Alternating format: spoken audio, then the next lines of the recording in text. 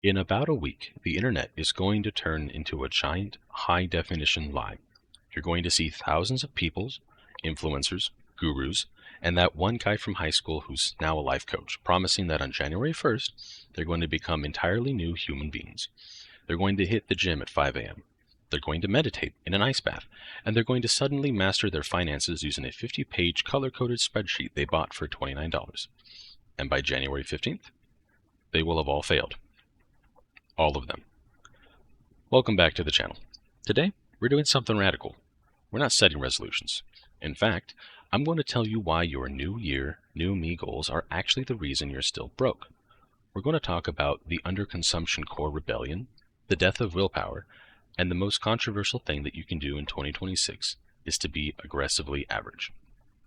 If you're tired of the hustle, leaving you exhausted and empty-handed, let's get to the triage. Why do we keep doing this? Because there's an entire industry that profits from your failure. Think about the statistics. Roughly 60% of gym memberships go completely unused. Americans blow nearly $400 million a year on gym memberships they never use. The fitness industry, the planner industry, the productivity app industry, they don't need you to succeed. They need you to buy the hope of succeeding and then disappear by February so they can keep your monthly subscription without you taking up space in the building. The resolution isn't a plan. It's a dopamine hit. You get a rush of feel-good chemicals just by saying you're going to change. But when the calendar actually turns, you're still the same person with the same job, the same stress, and the same tired brain. We don't need more goals. We need to be tactical about it. We need a system that works when you're at your absolute worst. Let's get real for a second. I'm not standing on a mountain here. I'm in the trenches with you. A few weeks ago, I had this whole plan. I was going to be the guy. I was going to hit the gym, record 3 videos, read 50 pages of a dense finance book, but then my day job happened. It was peak holiday rush. I spent 8 hours sprinting across the parking lot in the cold, delivering orders to cars, dealing with stressed out customers who were angry that packages were late, and trying to keep a smile on my face while my feet were killing me. By the time I walked through my front door, I didn't care about my resolutions or my plan. I didn't care about my goals. I was a shell of a human being. My brain was foggy and my body was done. I didn't go to the gym. I didn't read. I took a nap. That was it. That was the whole day. If my financial future or your financial future depends on powering through on a night like that, we are destined to be broke forever. And that is exactly where the gurus get it wrong. They assume you have infinite energy. They assume you don't have a boss or a commute or a family or a bad day. They are building high-performance lives for people who don't exist. We are building a life for the person who just got their butt kicked at work and wants to sleep. Psychology calls this ego depletion or decision fatigue. Your brain makes about 35,000 decisions a day. Every choice, what to wear, what to say in an email, which lane to drive in, drains your willpower battery. By 6 p.m., your battery's at 2%. This is why you buy the candy bar at the checkout or the $30 DoorDash meal even though you have food in the fridge. We are moving away from intentions and moving toward infrastructure. Infrastructure is the paycheck splitter. It's the automation. It's the decision you make once when your battery's at 100% so that it carries when you're at 0%. You can't cheat on a system. You can only cheat on a goal. Now, let's talk about the flex. In 2025, we were drowned in it. Haul videos, get ready with me, luxury routines, and doom spending. We're being conditioned to believe that life is a performance. If you don't have the aesthetic office, the $500 skincare fridge, and the designer water bottle, you're somehow behind. Now, look at reality. Inflation has stayed sticky. The big goals, like owning a home, feel further away than ever. So what do people do? They doom spend. They buy the $15 cocktails and the $200 sneakers because they believe they'll never afford the $500,000 house anyways. It's financial nihilism. I'm calling for a rebellion. It's called Underconsumption Core.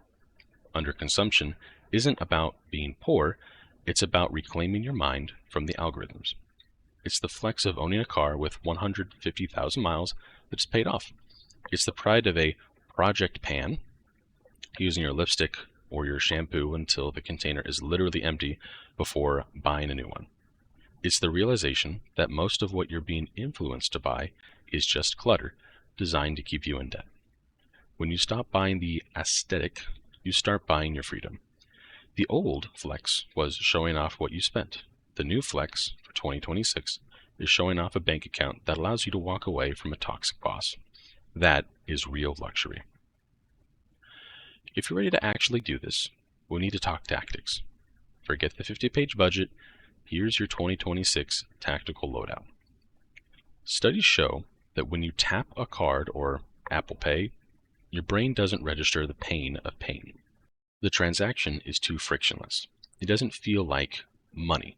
In 2026, for your leisure spending, your coffee, your Friday nights out, go back to physical cash. When you have to physically hand over a $20 bill and watch it leave your hand, your brain wakes up. When the envelope is empty, the fun is over. Period.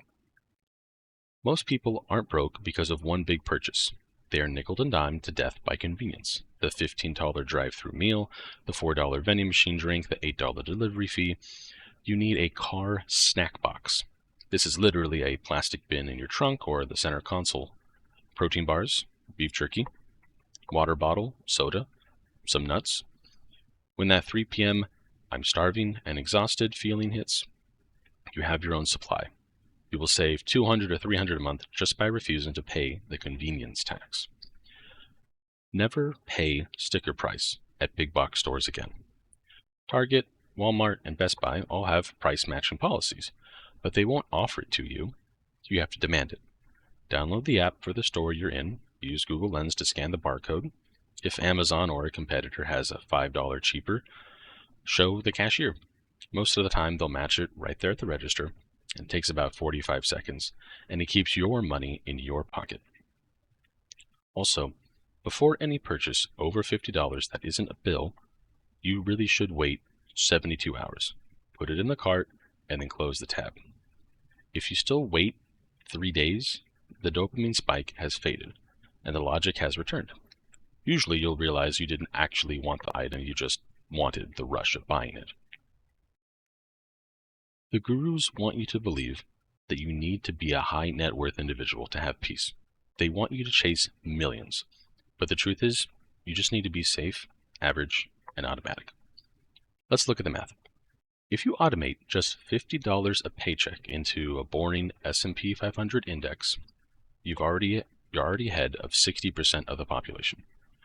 If you do that for 20 years with the standard 10% return, you'll have $125,000. That isn't a miracle, it's just math. It's average behavior that leads to extraordinary freedom. The soft life isn't about silk pajamas. It's about the absence of financial anxiety. It's knowing that if your car breaks down tomorrow, it's an inconvenience, not a catastrophe. It's knowing that your future self is being taken care of while you sleep, or while you're at work, or even while you're taking that nap. 2026 is going to happen whether you're ready or not. You can spend it chasing the next flex, or you can spend it building quiet wealth. Here's your homework. Don't write a list of goals. Log into your payroll portal tonight. Set up a paycheck splitter. Move $25 or $50 into a separate account that you don't look at. That's it. You've already won. You've moved from intention to infrastructure. I've put a 2026 checklist into the SAF-Finance blog. Go there, take a look at it. It's free. Stop trying to be a hero. Just be automatic. Stay safe, and I'll see you in the next one.